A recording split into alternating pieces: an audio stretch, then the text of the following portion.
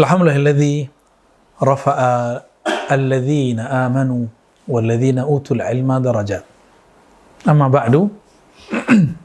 Sahabat-sahabat Rumi yang melakukan Allah, ada pertanyaan mengenai legalitas sebagai murid. Teman-teman, saya bukan orang sempurna. Saya hanya seorang hamba Allah, masih banyak kekurangan. Mikir-mikir dulu kalau mau jadi murid saya. Namun kalau pertanyaannya dalam bab ilmu hadis atau dalam bab tasawuf, ini dua hal yang berbeda. Berguru dalam ilmu riwayatul hadis, cukup kita mendengar hadir sudah sah menjadi murid.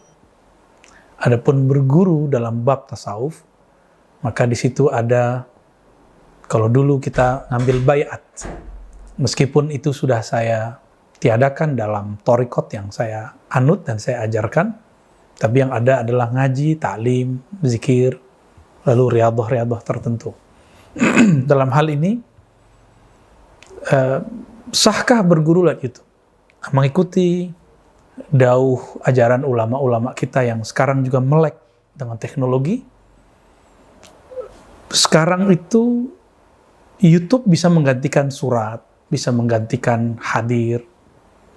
Ditambah lagi karena pandemi tidak mungkin bertemu sering, bahkan mungkin susah bertemu, maka keniscayaan yang mesti terjadi adalah kita belajar lewat sosial media. Salah satunya YouTube kah, atau Facebook, Instagram, dan lain sebagainya. Mungkin barangkali ada yang menggunakan TikTok, Tik-Tik, apapun namanya, saya nggak tahu. Apakah sah jadi murid? Saya jawab dengan dua kategori. Murid dalam artian meriwayatkan kalam, maka sah jika mendengarkan dari channel-channel yang otoritatif, yang dapat izin. Ya, salah satunya Cafe Rumi, Ribat, Al-Badr misalnya, itu semua saya izinkan. Adapun yang lain, harus hati-hati dulu karena ada yang memotong, potongannya jika tidak betul-betul pas dengan apa yang saya maksud, maka dikhawatirkan ini berbahaya. Dalam hal ini para ulama kita mensyaratkan, misalnya di Mesir ada Syekh Ali Jum'ah, Syekh Yusri, mereka berdua sepakat mengatakan bahwa sah berguru lewat YouTube apabila mendengar secara utuh. Tapi tabiat kita suka mendengar 10 menit, 3 menit, 5 menit, karena memang tabiat manusia mau instan. Inilah tidak adilnya kita dalam beragama. Jika kerja mau dari pagi sampai sore, tapi untuk beragama cukup 5 menit, 5 menit. Bagaimana mau jadi alim? Bagaimana mau jadi orang hebat dalam beragama? Tapi apabila mendengarkan dari channel yang sah, potongannya direkomendasikan oleh orang-orang yang ahli, maka sah sebagai murid dalam artian riwayatan, meriwayatkan saja. Mendengarkan, meriwayatkan. Adapun murid dalam artian murid dalam bab thariqah tasawuf, maka ada adab-adabnya. Dan adab-adab ini bagi orang yang belum sampai kepada cinta kepada guru, ini akan menjadi beban. Tapi bagi orang-orang yang sudah mencintai gurunya, ini akan menjadi penyemangat malahan. Nah, dalam hal ini misalnya ada adab berguru. Dalam adab berguru, baik ahlul Quran, ahlul hadis, begitu juga ahli tasawuf, itu ada sepakat bahwa murid di hadapan guru seperti jenazah, baina yadail ghasil, di hadapan orang yang memandikannya. Maka dia harus patuh. Dan itu tidak mungkin terwujud secara sepenuhnya lewat sosial media. Bahkan tidak jarang yang berguru di dunia sosial media itu sesuai nafsunya. Jika ada perbedaan pada orang yang diikuti, maka dia mulai menghujat, mengkritisi. Mengkritisi dalam niat menasihati tidak masalah. Tapi siapa kita mau menasihati seorang yang jauh lebih alim dari kita? Siapa Anda yang akan mengata-ngatai seorang mursyid? Dan sungguh aneh ketika ada orang berbicara seperti ini. Saya ini ngambil yang baik-baik saja. Betul, ini oke dalam bab fikih, tapi dalam tasawuf, ini su'ul adab. Kenapa su'ul adab? Yang mengerti baik itu siapa? Jika Anda, jika engkau, jika teman-teman bisa mengetahui yang baik melebihi seorang mursyid, lalu kenapa harus bermursyid? Untuk apa berguru? Jadi mursyid sendiri ya. Cukup Anda jadi guru sendiri. Ya. Kalau kemudian kita mengatakan, saya kalau yang baik-baik saya ambil. Berarti ada hal yang menurut kita tidak baik pada guru tersebut, lalu masihkah kita pantas menyebut kita murid dia? Ya. Inilah yang kemudian menjadi kegalauan saya dalam beberapa waktu ini mengenai adab-adab berguru.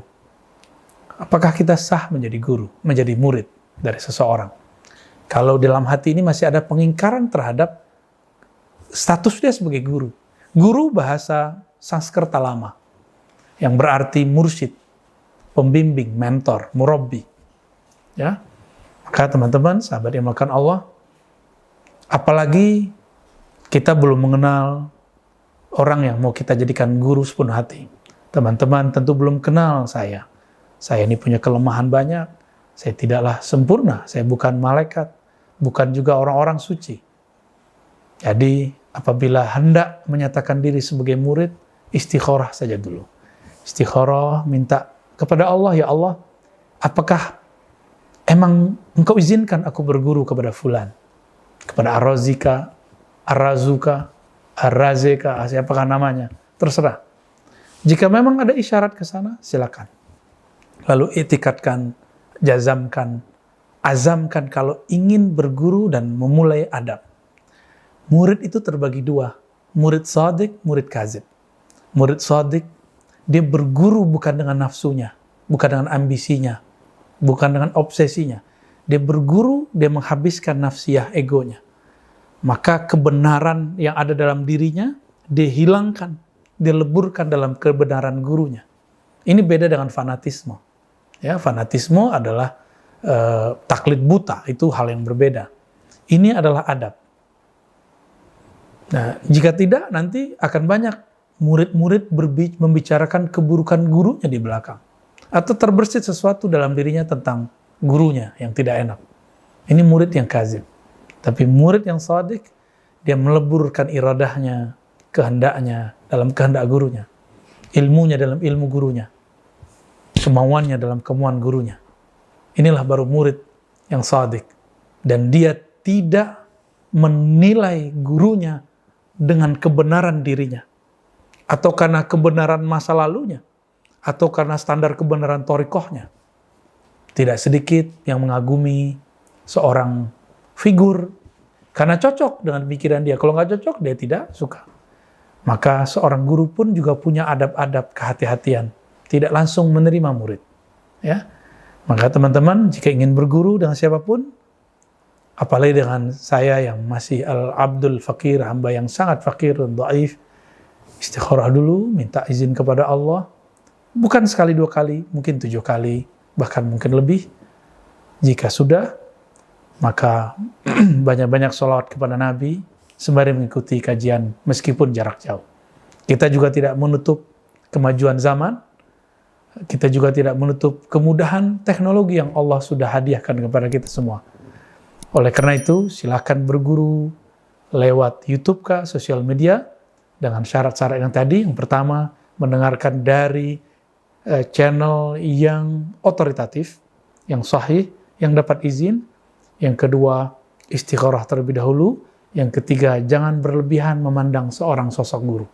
Mereka masih manusia biasa, cintai mereka sebagai murid cinta kepada guru, bukan mencintai malaikat yang sempurna.